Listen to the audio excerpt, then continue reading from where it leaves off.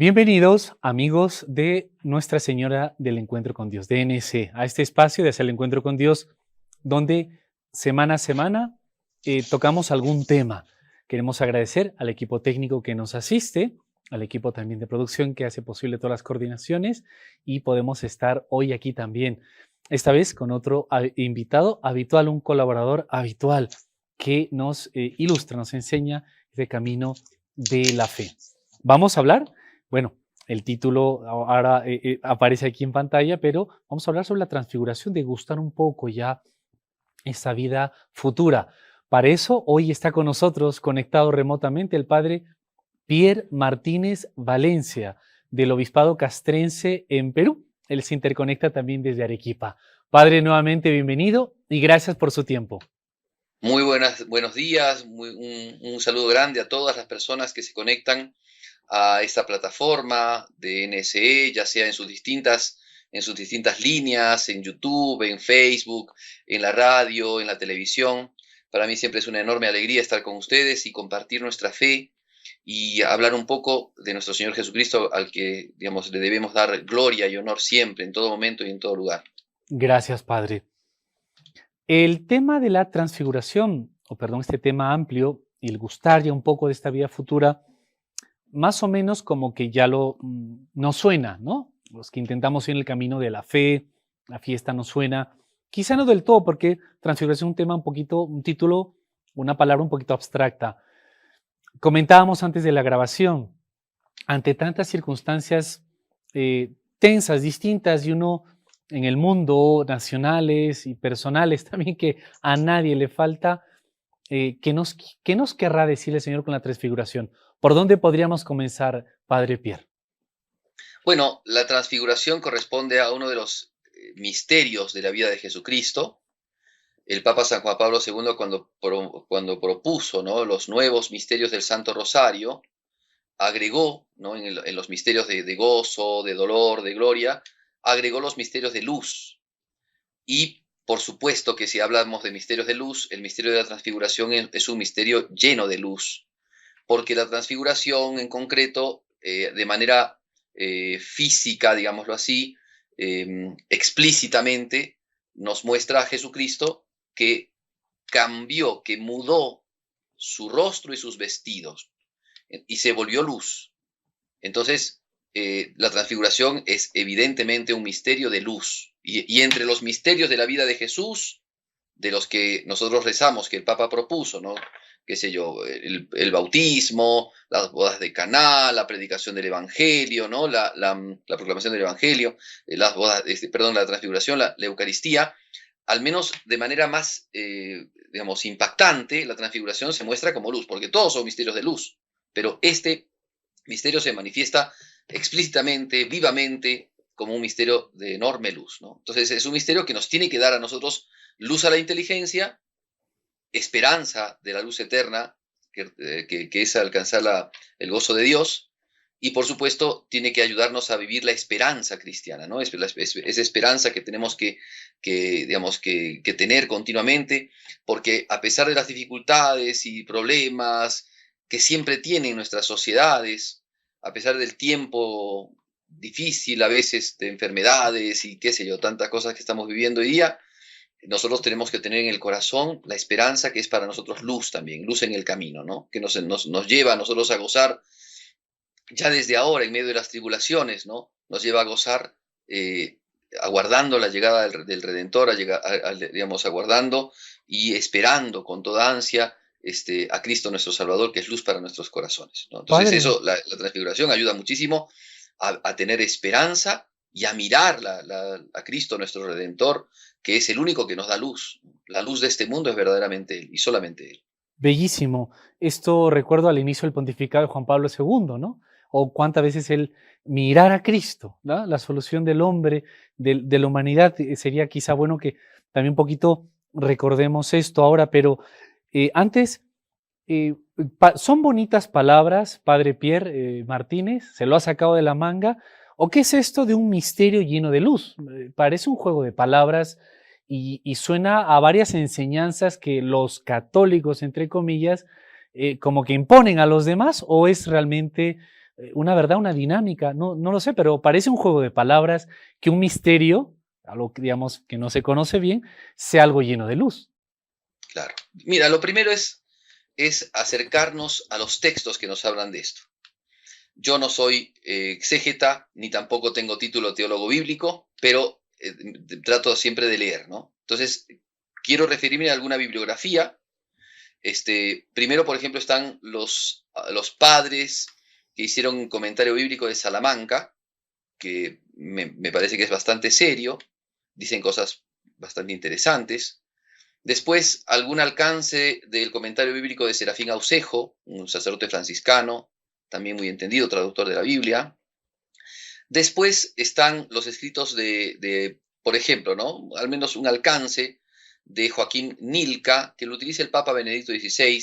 Jesús de Nazaret se llama el libro de él, como el libro del Papa Benedicto XVI, y por supuesto, un gran referente de la cristología hoy día, que es el escrito del Papa Benedicto XVI sobre Jesús de Nazaret, en sus 3 tomos, ¿no?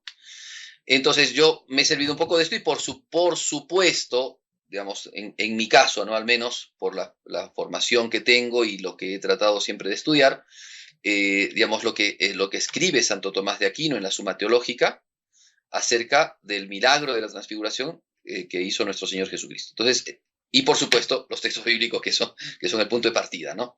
Pero esto, digamos, quiero decirlo porque, como les digo, yo no soy una autoridad en el tema, pero sí me sirvo de esas autoridades que nos han hablado de este tema, al menos las que yo he podido alcanzar a leer, y creo que tienen digamos, un contenido bastante profundo y nos puede ayudar muchísimo para poder saber qué significa esta cuestión de la transfiguración. Entonces, la primera cosa es ir al texto. El texto está mencionado y a mí me llamó la atención la primera vez que supe, digamos, que me puse a estudiar de esto, que siendo que los apóstoles que fueron a la transfiguración fueron Pedro, Santiago y Juan, que el evangelista San Juan, por ejemplo, no nombre la transfiguración. Es el único que no la nombra. Él no la menciona en el evangelio. Es verdad. Sí hace referencias. Hace referencias cuando Jesús es la luz del mundo, mientras caminan conmigo, caminan en luz. Hace referencia San Juan a la transfiguración. ¿Ah? La exaltación, la glorificación que el Padre hace para el Hijo, que están, digamos, en el Evangelio de San Juan. Pero evidentemente San Juan también nos dice, si se escribieran todas las cosas que hizo y que dijo Jesucristo, no alcanzarían los libros de la tierra, por tanto. Pero, digamos, a mí me llamó la atención, ¿no?, que San Juan no haya contado la escena en la que él era testigo presencial, ¿no? Pero los otros evangelistas sí las han narrado. Entonces San Marcos, San Lucas, San Mateo las han narrado. Tienen algunos elementos, algunos puntitos, por ejemplo, San Mateo y San Marcos dicen que eran alrededor de 6 días después. San Lucas habla de que eran 8 días después. Y esto siempre es porque hay una relación con algo, ¿ya? Y la relación es con unas fiestas judías. Porque más o menos cuando uno lee el texto, ¿no? Entonces yo te voy a preguntar, te voy a tomar como aprendiz.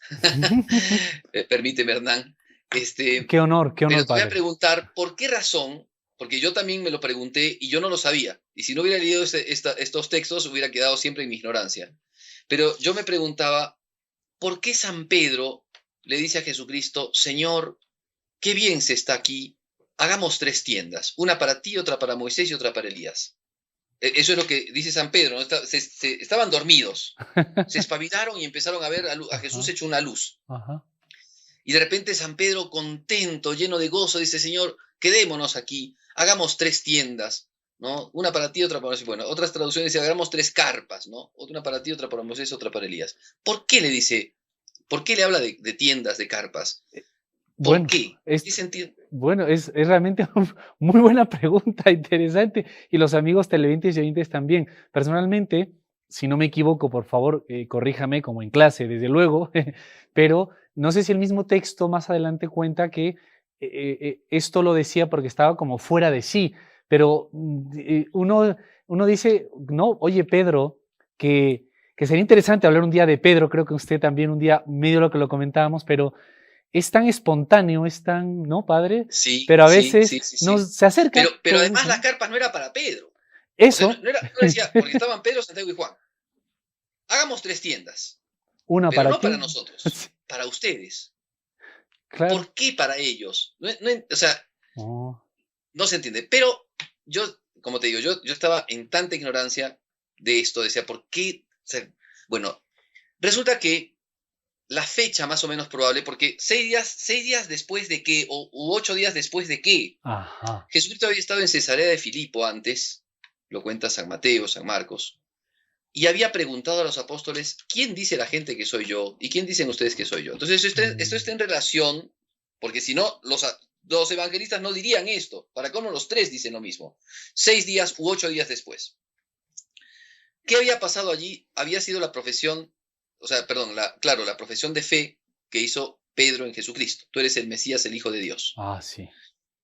Pero eso sucedió en un contexto, en un contexto histórico de fiestas. Ujú.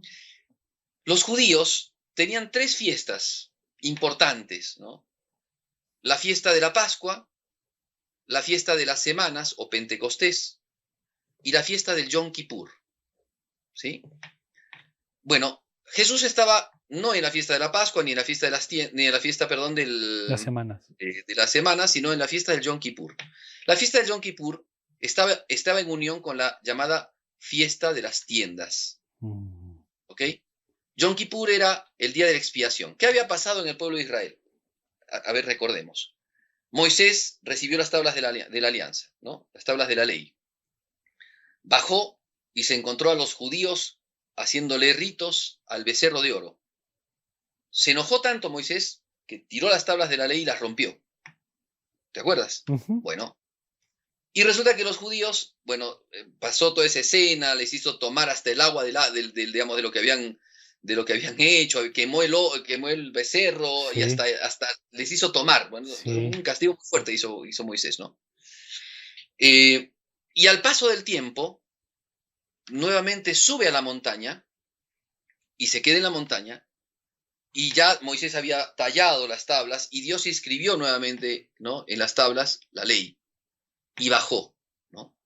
Bueno, se dio en ese tiempo entonces una expiación, o sea, Dios perdonó al pueblo de su idolatría y el pueblo dio una expiación a Dios, ¿no? Esa fiesta es la fiesta de la expiación. Y a esa Ah, fiesta le correcto. siguió la fiesta de las semanas que, digamos, que fue recordar al pueblo judío que caminó por el desierto durante 40 años. Entonces, en esa semana, porque la fiesta duraba toda una semana, los judíos vivían en tiendas. Salían de sus casas y vivían en tiendas para recordar el paso que tuvieron por el desierto Mm, y la obra que ujú, Dios hizo en ellos, ujú, ¿no? ujú. Bien. Por eso las tiendas. Estaban en medio de las tiendas. Por eso, para que cumplan los ritos y no haya necesidad de que se vayan ustedes a otro lado, hagamos 3 tiendas. Una para ti, otra para Moisés y otra para Elías. O sea, las tiendas eran para el rito. Claro, los judíos eran así, pensaban en Claro, las leyes. claro. ¿Cuál era la ley? Cumplir con esa tradición, con esa fiesta. Entonces, era la fiesta de las tiendas. Por eso se habla de las tiendas, por eso se habla de las carpas, una para Jesús, otra para Moisés y otra para Elías. O sea, Mm, no hace falta que bajemos, quedémonos acá. Hay que vivir la fiesta de las tiendas, pero quedémonos acá. Nosotros te hacemos las tiendas, quedémonos acá. Eso quiere decir San Pedro, ¿te qué das cuenta? interesante. Entonces, el texto nos hace relación a una fiesta, sea la fiesta de expiación, para colmo, en la fiesta de expiación, ya los judíos cuando estaban en Jerusalén, cuando hacían la fiesta de expiación, entraba el sacerdote, era la vez donde entraba el sacerdote en el Sancta Sanctorum y pronunciaba el nombre de Dios. Tú sabes que en el Decálogo dice, no tomarás el nombre de Dios, ¿no? Ujú. Nosotros lo sabemos porque es mandamiento de Dios, no tomar el santo nombre de Dios en vano. Nosotros lo asumimos como, digamos, no solamente no blasfemar, sino también no utilizar juramentos, ¿no?, por gusto, y no tocar inclusive los nombres de Dios, de la Virgen, de los santos, tratarlos con mucho respeto, con mucha piedad filial, ¿cierto? Con ese santo temor de Dios, que es el temor filial. Pero los judíos lo tomaban absolutamente literal. Mm, Significaba que no había que mencionar el nombre Yahvé, ¿no?, mm, que era el tetragrama, ¿cierto? El nombre ujú, de Dios que tenían los judíos no lo usaban nunca. ujú. Inclusive en la misma Biblia, porque hay que tener también presente, que seguramente eso lo habrán hablado en otras oportunidades con otros profesores o sacerdotes que saben de esto, Pero la Biblia judía, la Biblia hebrea, la Biblia del Antiguo Testamento que está escrito en hebreo, no tiene vocales, tiene solamente consonantes, no existen las vocales en la primitiva, en el primitivo hebreo, no existen las consonantes, perdón, no existen las vocales, solamente las consonantes. ¿Y cómo la gente sabía cuándo entraban las vocales? Porque se sabían de memoria los textos, ¿no? Después aparecen los textos masoréticos, que los masoretas eran esos rabinos que le metían puntitos, comitas, y entonces cuando uno ve el hebreo actual, tiene las consonantes y tiene puntitos, comitas y cosas así, ¿no? Que mencionan las vocales que entran en cada texto. Entonces, cuando llegaban al nombre de Dios, utilizaban no el nombre de Yahvé, ¿no? Yahweh, sino digamos, utilizaban las vocales de Elohim. Entonces, por eso que los escritos masoréticos, después nuestros hermanos protestantes los agarraron y por eso llamaron Jehová y cosas por el estilo, ¿cierto? Bueno, pero sepan que los judíos que tenían, digamos, que no usaban nunca el nombre de Dios, solamente una vez, y no cualquier judío, sino el sumo sacerdote, que entraba al Sancta Sanctorum en el día de la expiación, era la única vez que mencionaba el nombre de Dios en medio de oraciones. Correcto. Ese es el día de expiación. Y justo esta fiesta. Entonces, ese día, resulta que Jesús estaba en Cesarea de Filipo, con Pedro y con los apóstoles. Ese día Pedro le dice a Jesucristo, porque Jesucristo pregunta, ¿quién dice la gente? Y después, ¿quiénes dicen ustedes que soy yo? Y Pedro le dice a Jesús, tú eres el Mesías, el Hijo de Dios vivo. Por tanto, estaba mencionando el nombre de Dios. Wow, claro. Entonces, esa escena como que realiza concretamente lo de la expiación. Dios se había apiadado del pueblo y el pueblo alcanzó el perdón de Dios, por eso es que puede nombrar el nombre de Dios.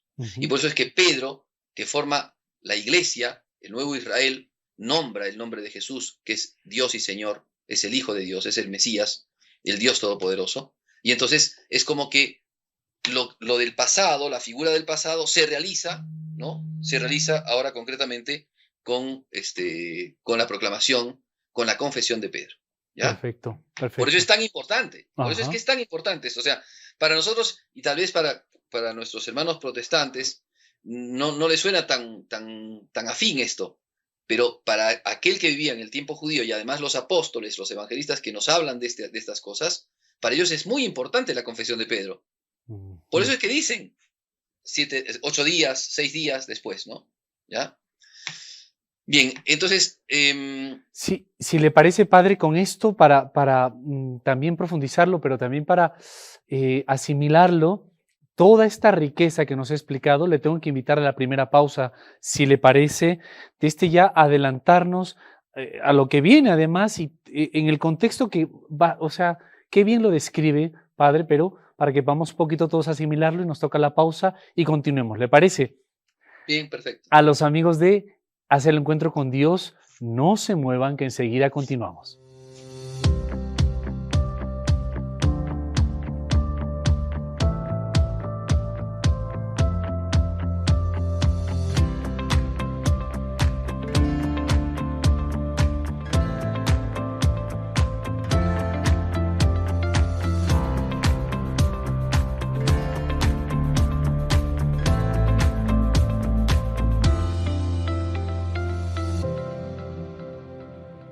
Continuamos, amigos, en Hacia el Encuentro con Dios con el padre Pierre Martínez Valencia del Obispado Castrense aquí en Perú. Él se interconecta desde la ciudad de Arequipa, habitual colaborador, nos acompaña en varios temas que generosamente comparte con nosotros. Padre, nuevamente bienvenido en este interesantísimo tema y habíamos dejado la parte anterior, esta explicación bíblica con los pasajes, el significado que la mayoría de nosotros, me incluyo personalmente, pues no, a veces no conectamos y en la pausa recordamos un poquito. Padre, entonces, ¿podría recordarnos esa confesión de Pedro y el significado con lo que va a pasar 6, 8 días después, por favor? Ya. Acuérdense que en la Biblia siempre las interpretaciones son de tipo y antitipo, es decir, algo que sucede e inclusive una profecía inmediata que después lleva a una profecía de mucho más allá, ¿cierto? Bueno, entonces, en el Antiguo Testamento, cuando el pueblo fue sacado de Egipto, el pueblo está caminando por el desierto y, digamos, Moisés fue al Sinaí, al monte. Ujú, Y cuando bajó trayendo las tablas de la ley, el pueblo ujú. estaba corrompido, Sí, había dejado a Dios, sí. a Yahvé, su Dios todopoderoso, y se había Idolatría. construido un ídolo, un becerro de oro, ¿no?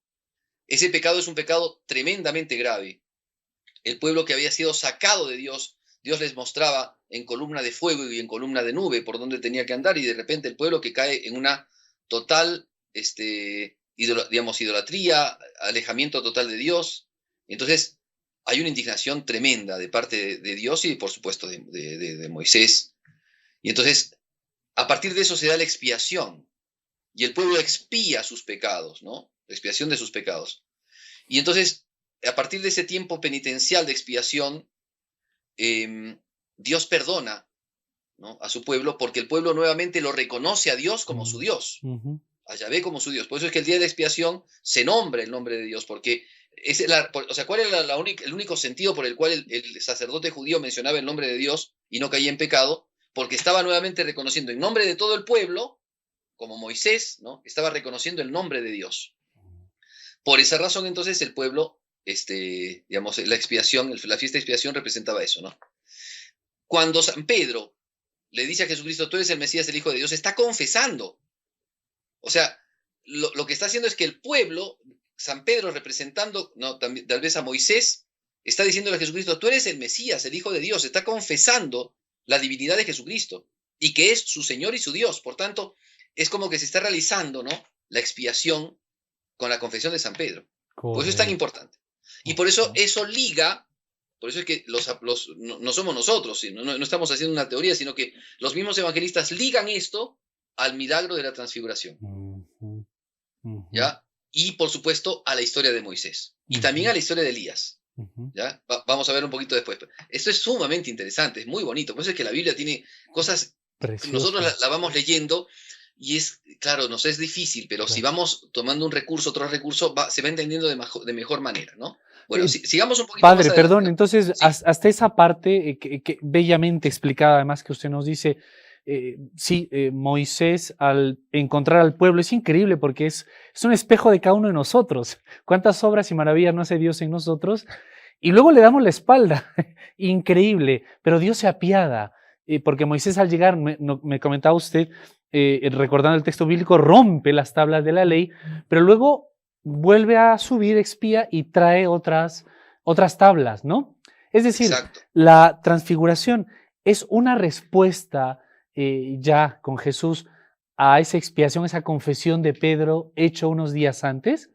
Claro, es la realización, ¿no? Porque Moisés, ¿qué hizo? Fue donde Dios y Dios le dio nuevamente las tablas para mostrarle con las tablas que tenía misericordia por el pueblo y que su alianza no la había roto, sino que por el contrario les mostraba el camino a seguir, que era el camino de los mandamientos, Mm, ¿no? ujú, En el caso de Cristo, ¿cierto? En el caso de Cristo, la expiación se da en la confesión de Pedro. Pedro confiesa a Jesucristo y entonces Dios les muestra al pueblo que ha expiado, ¿no? Les muestra su gloria, su esplendor, que, digamos, y en lo que consiste la nueva ley, ujú, ¿no?, que ujú, es la ley de la gracia ujú. y la ley de la vida espiritual y la ley de la vida, digamos, la ley que va a guiarlos hacia la gloria, ¿no? Ujú, ujú. Entonces, Correcto, eso es más o menos lo que podemos decir, correcto. ¿no? Padre, y perdone, para seguir con lo que tiene allí, eh, Moisés y Dios, ¿no? Moisés, perdón, Dios y Moisés y las tablas como representante, ¿no? Digamos nadie más. Y aquí casi similar, ¿no? Digamos, Claro, sí, sí, Jesús y sí, es unos que es, cuantos nada más que uno puede decir, bueno, Moisés se lo inventó, o puede decir Pedro y los demás también se lo inventaron, ¿no? claro, por eso muchos padres de la iglesia, por ejemplo, entre tantos San Jerónimo dice, Jesús es el nuevo Moisés, es el verdadero Mm, Moisés. claro, claro, sí, Continuamente dicen sí, esas sí, cosas, sí, ¿eh? sí. Jesús es el Moisés. O Ujú, sea, Moisés es figura de Cristo. ujú. Eso es lo que tenemos que decir. Moisés es Perfecto, figura de Cristo, ¿ya? perfecto. Muy bien. Entonces, estamos todavía 6 días antes u 8 días antes de la expiación. Ujú, Perdón, antes de la transfiguración. Llega entonces el día de transfiguración y Jesús sube una montaña. Ahora, la cuestión geográfica es muy bonita porque también aquí hay un montón de cosas tan lindas para decir, ¿no?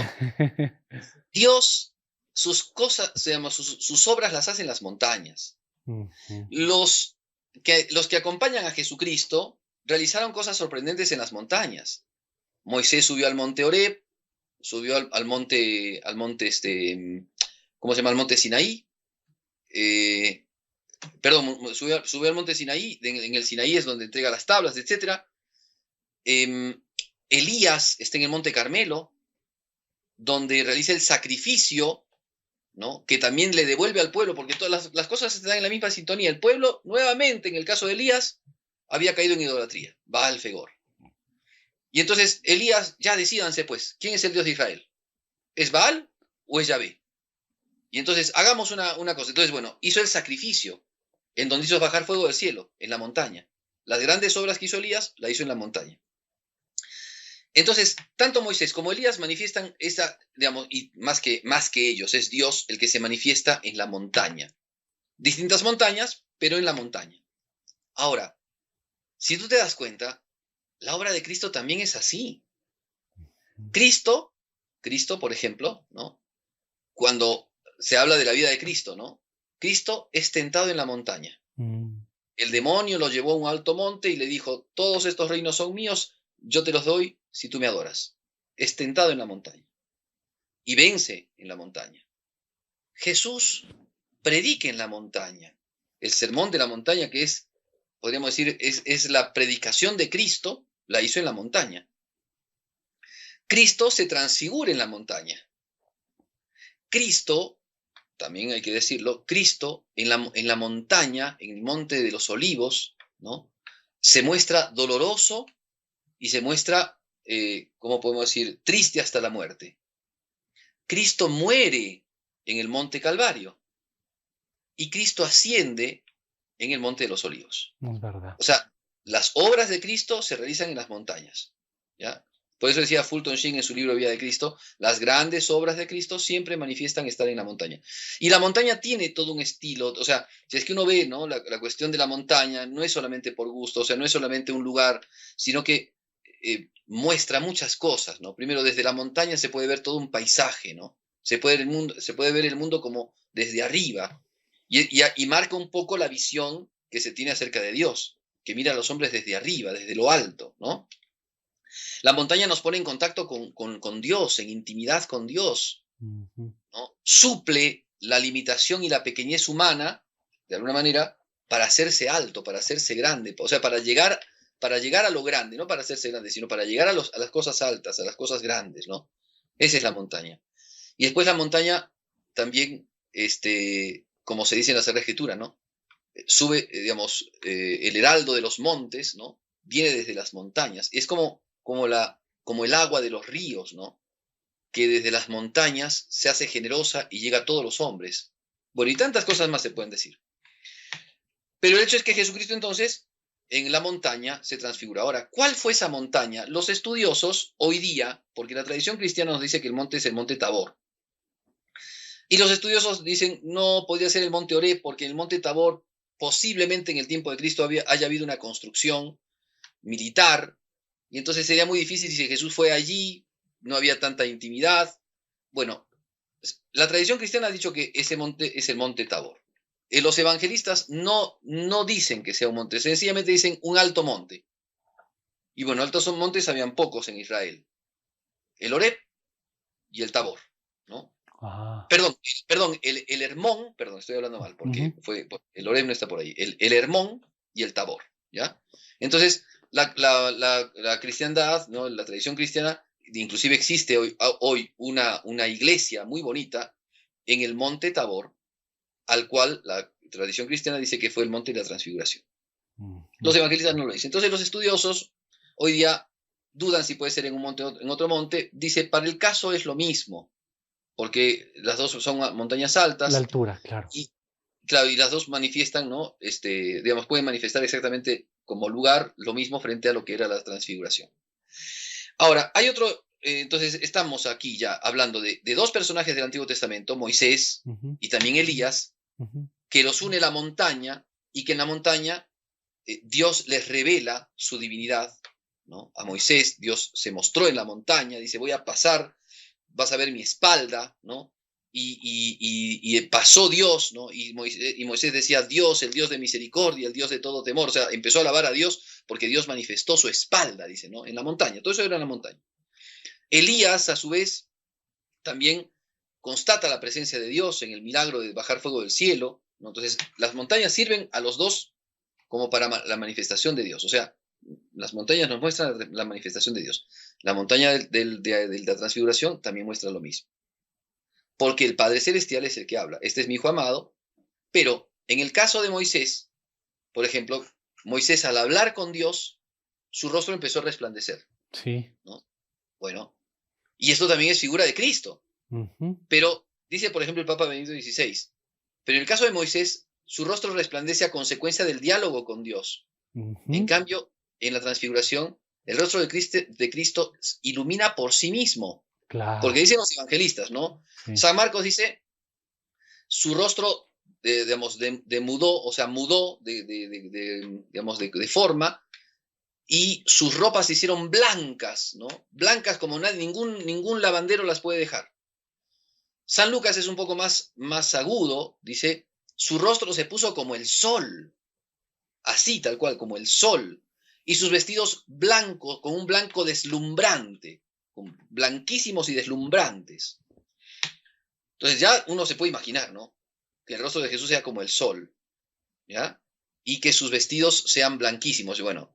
Pero esto hay que verlo también en su conexión con Moisés, porque Moisés bajó de la montaña y se tuvo que poner un velo porque su rostro refulgía, a Sí, consecuencia que había sí, hablado sí, con sí. Dios. En cambio, en Cristo no había hablado con Dios y ya su rostro estaba así, Ujú. porque Cristo es Dios. O sea, es una muestra más, porque el milagro es este, consiste en la manifestación de la divinidad de Jesucristo. Es esto. O sea, pero no porque se pueda ver la divinidad, sino porque como en el Antiguo Testamento Dios se mostró en la montaña, así también Dios se muestra en la montaña, pero ya no por las tablas, ya no por el fuego que desciende, sino por el rostro de Cristo, por Ujú. la figura de Cristo. Ujú. Ahí se muestra Dios.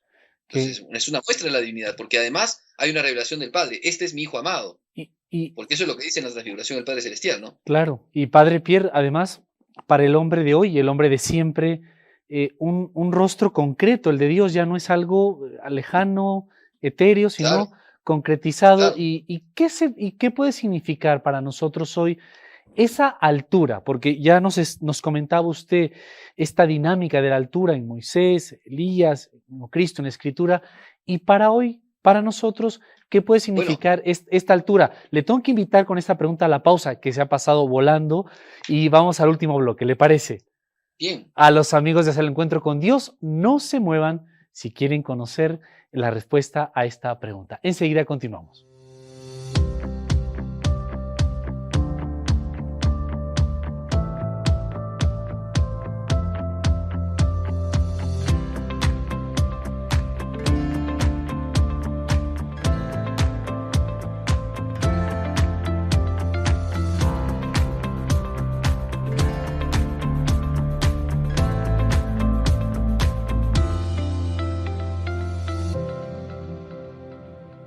Estamos ya en la parte final de Hacer el Encuentro con Dios con el Padre Pierre Martínez Valencia, que habitualmente nos acompaña. Él es parte del Obispado Castrense en Perú y se interconecta desde la ciudad de Arequipa. A él siempre las gracias, Padre, estos temas que nos lo explica y el tiempo que nos brinda. Mil gracias en nombre de los oyentes, televidentes y cibernautas.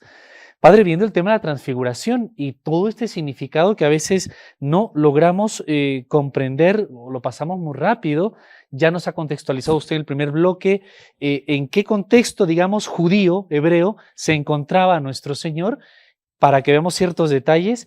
Y ahora también veníamos hablando, sobre todo me quedé pensando en esta parte de las subidas, estos grandes sucesos hechos en las alturas. Y para nosotros hoy la transfiguración, con ese símil, ¿qué podría significar las alturas o qué vendría a ser para nosotros o cómo podríamos encontrarlo? Sí, tú sabes que a partir ya de esta mirada bíblica, de esta mirada literal de lo sucedido, histórica de lo sucedido, ya la iglesia puede hacer un montón de análisis y un montón de, digamos, de estudios en lo espiritual. Porque ciertamente la espiritualidad de la transfiguración, o digamos la historia de la transfiguración, nos habla de la espiritualidad cristiana. En realidad es eso, es el camino espiritual del cristiano. Ahora, permíteme terminar Por de favor, centrar, adelante. porque hemos hablado del monte, hemos hablado un poco de lo que pasó con Jesús, y bueno, hay que agregar, terminemos un poco de agregar lo que dice el texto, ¿no? Cristo se transfiguró, su rostro resplandeció como el sol, sus vestidos blanquísimos, y se aparecieron dos personajes, Moisés y Elías. Me Y me suena, usted lo ha estado mencionando. claro, y hablaban de la muerte con la que Jesús iba a padecer. O sea que ya aquí, ya a esta altura, podemos decir, si bien es la manifestación de la divinidad de Jesucristo, pero nuevamente volvemos al mismo tema cristiano. La manifestación de la divinidad de Jesucristo, o sea, la manifestación que es la realización de la encarnación, el hecho de la encarnación, que es la divinidad que vino a esta tierra, no es solamente para manifestarse, sino es para redimir a la humanidad. Entonces, así como la expiación está en relación, ¿ves?, con la transfiguración, Sí. así la pasión está en relación con la gloria de la resurrección. ¿Se entiende? O sea, Dios perdonó a su pueblo, ¿no? Por Moisés y por la penitencia, Dios perdonó a su pueblo. Dios perdona ahora al mundo, a la humanidad por Jesucristo. La divinidad de Jesucristo viene a este mundo para librar al hombre del pecado.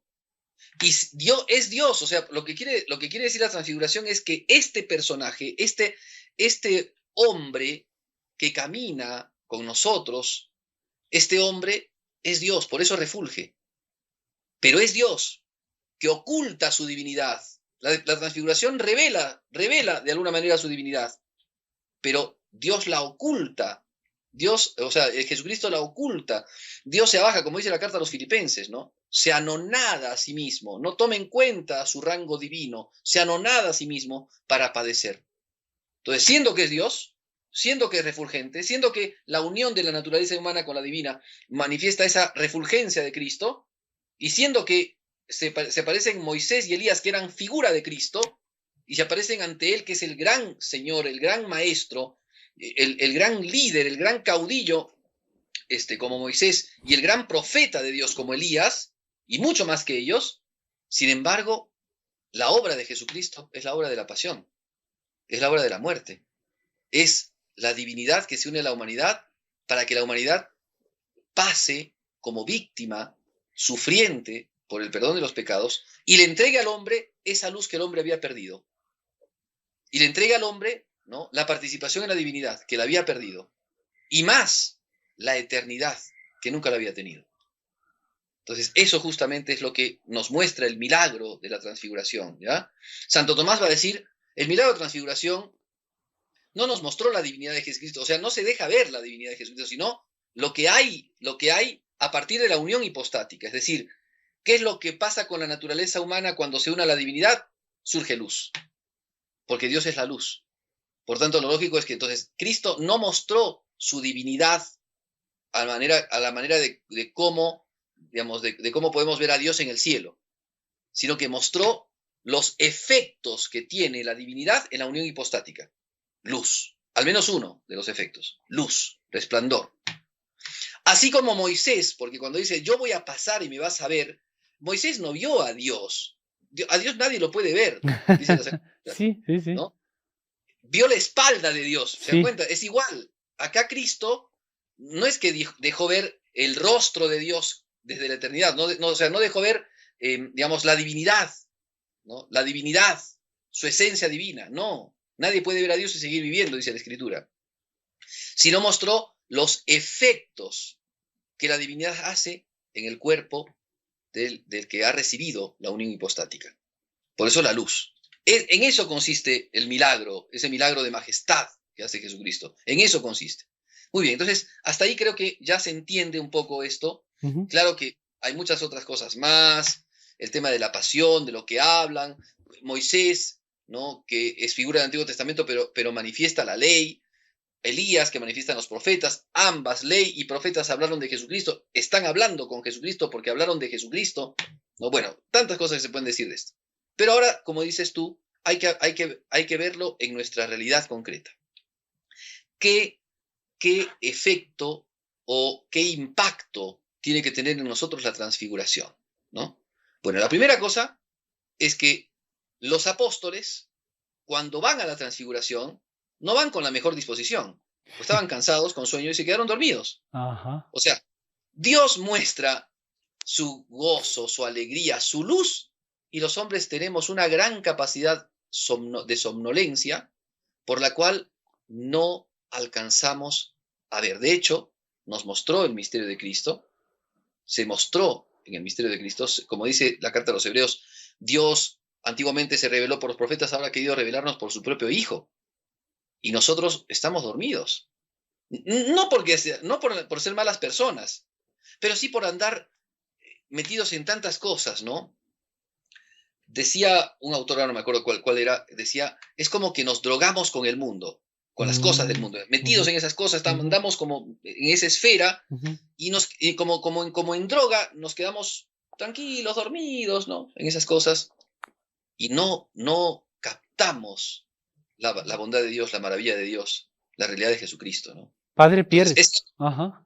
Con este ejemplo que usted nos dice, perdóneme, un paréntesis, hace unos domingos el Evangelio nos volvió a recordar, a usted que ahora ha dicho como, sí, intoxicarnos del mundo, efectivamente. Ustedes, hace unos pocos domingos, el Evangelio hablaba de Marta y María. Eh, Podríamos tener algún símil también, porque la mayoría de nosotros estamos en el mundo, tenemos obligaciones, cosas que hacer, pero ¿qué pasa? ¿Por qué se nos puede hacer cuesta arriba la transfiguración en nuestra vida? claro, es como tú mismo estás dando ese ejemplo y me parece que resulta muy útil, porque Marta no estaba haciendo las cosas mal, pero se ciñó y se encerró en esas cosas. Y por eso pensó que su hermana estaba obrando mal. Hoy día nosotros muchas veces no hacemos cosas malas. O sea, mucha gente trabaja con gran esfuerzo, Claro. se sacrifica, hace todo, ¿me entiendes? Hace todo por el bien de su familia, por el bien de la patria, por la gloria de Dios inclusive. Pero como se cierra tanto, se involucra tanto en esas cosas, deja de ver, deja de entrar en contacto con Dios, deja de tener la intimidad espiritual, deja de rezar, o deja de rezar como tendría que rezar. Porque muchas veces rezamos, pero rezamos algunas oraciones repetitivas solamente y repitiendo como una costumbre, pero no contemplamos, no meditamos, no hablamos con Dios. Entonces estamos como dormidos. Entonces el milagro de transfiguración nos ayuda a despertarnos, nos espabila. Oye, ¿qué te está pasando? Mira lo que tienes delante. ¿Delante de quién estás? ¿Delante de qué cosa estás? Mira lo que tienes delante. Estás delante de la divinidad, delante de Cristo.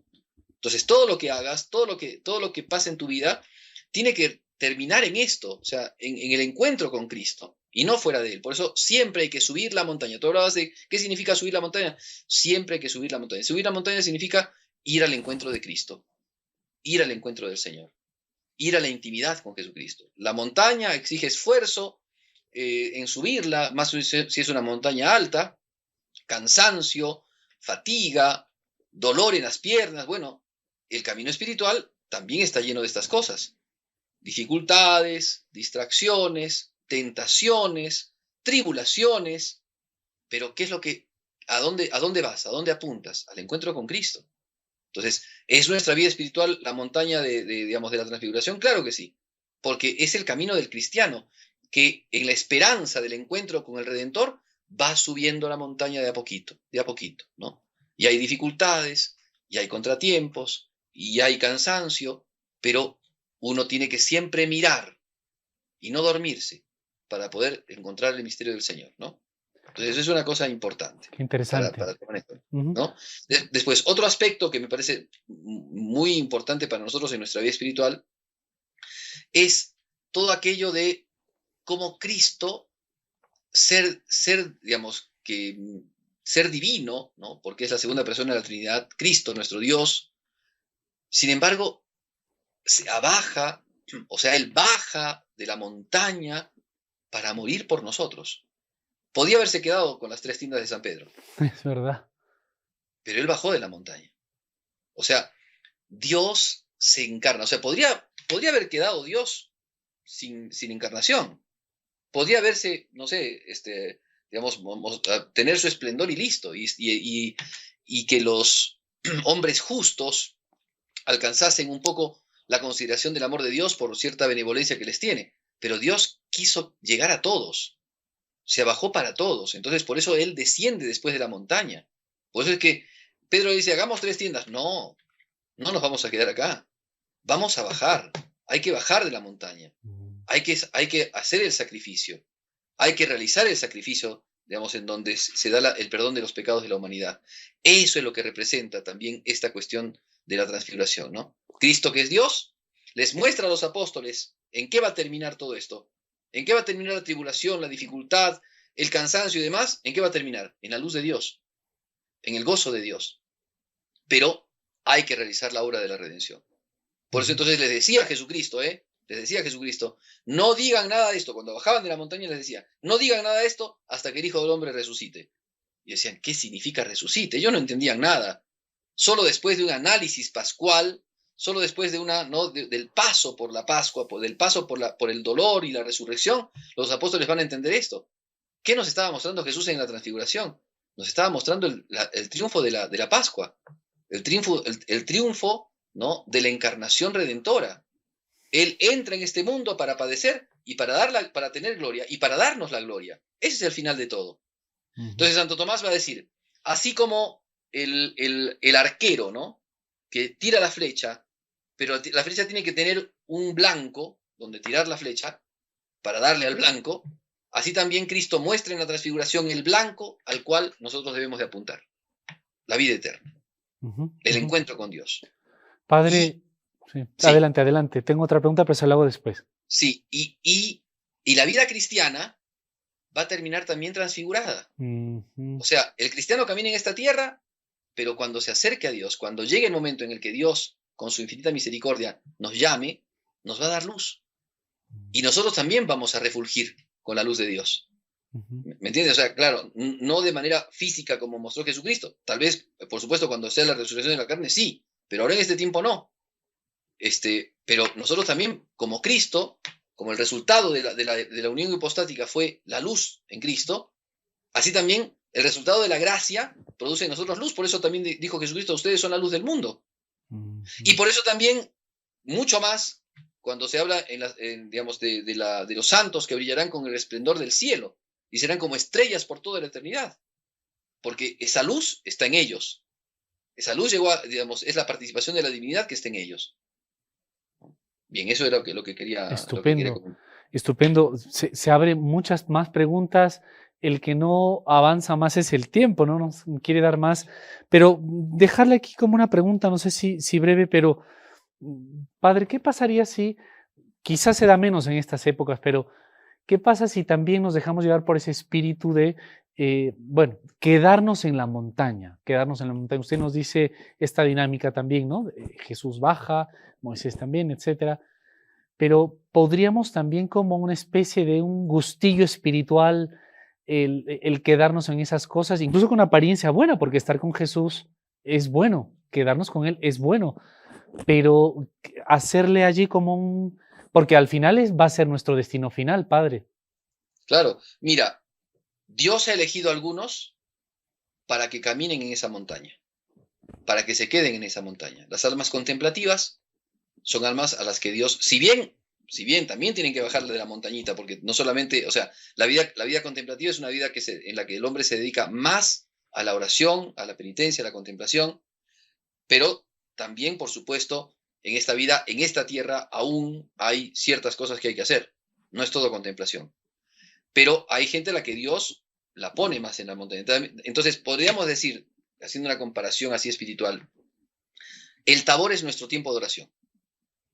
¿Ya? El Tabor es nuestro tiempo de oración. Muy bien. ¿Cuánto Tabor tenemos? Ajá. ¿Y cuánta gente, digamos, como Pedro le diría a Jesucristo, quedémonos aquí? ¿Cuánta gente hay que sube la montaña y sin ver nada se quiere bajar nomás? Menos, ¿no? Mucho menos. ¿Me entiendes? Claro, entonces nuestro tabor digamos, es la espiritualidad cristiana, es la oración, la intimidad con Cristo. Entonces, Cristo nos llama a la intimidad, pero también, por supuesto, nuestra vida, la vida que Dios nos ha dado y su voluntad, exige también bajar de la montaña y acompañar a Jesucristo, como los apóstoles lo acompañaron. Acompañarlo también en la obra de redentora, en la obra de misericordia que hace con el hombre, ¿no? De salvarlo, de redimirlo, de acompañarlo, ¿no? De darle al hombre ese sentido de la vida, ¿no? Entonces, estamos llamados a vivir en la montaña, a la contemplación, pero también a bajar de la montaña con Cristo y acompañar a nuestro prójimo y a manifestarle la obra redentora, que es la obra de luz, que es la obra de la misericordia, ¿no? Bellísimo, bellísimo. Padre Pierre Martínez, tenemos que despedirnos. Yo no sé, en estos ya segunditos casi, quizá un minuto, ¿con qué idea querría usted recalcar sobre esta fiesta tan importante que la liturgia cada año nos la propone? Adelante. Sí, hay un salmo muy bonito que dice, tu rostro Tu rostro buscaré, buscaré, Señor, no me Señor. escondas tu rostro. Yo creo que es eso, la espiritualidad de la transfiguración consiste en el que el cristiano tiene que eh, emocionarse y alegrarse porque lo que vamos a terminar o en lo que va a terminar nuestra vida, si somos fieles a Dios y Dios en su infinita misericordia nos lo quiere dar, va a ser en encontrar el rostro de Dios. Y nuestra vida tiene que ser eso, un continuo buscar el rostro de Dios. Tu rostro buscaré, Señor, no me escondas tu rostro, ¿no? Entonces yo creo que es eso. El tabor es el rostro de Cristo, es el rostro hecho luz, el rostro hecho sol, es el sol de nuestras vidas, es la luz que nos ilumina, y entonces debemos de apuntar siempre, siempre, continuamente, en todos nuestros actos, en toda nuestra vida, en todas nuestras actividades, buscar el rostro de Dios, buscarlo a Cristo, ¿no? Y entonces por eso tener también momentos tan importantes, tan esenciales en nuestra vida, como son los momentos de nuestra oración. Se dice breve, Padre, pero todo un reto para Así cada es, uno de nosotros el tener esos momentos de tabor. Muy bien dicho. así es. Padre Pierre, muchísimas gracias por acompañarnos. Nos tenemos que despedir. Ojalá nos volvamos a encontrar. Le pedimos que nos obsequie la bendición sacerdotal para todos. Muy bien. El Señor Todopoderoso, con su amor y benevolencia, derrame su bendición sobre ustedes en el nombre del Padre, y del Hijo, y del Espíritu Santo. Amén. Padre Pierre Martínez Valencia, el Obispado Castrense en Perú, muchas gracias por estar con nosotros y a ustedes también, amigos de Hacia el Encuentro con Dios. No se muevan, que tenemos más en la programación de NSE. Hasta pronto.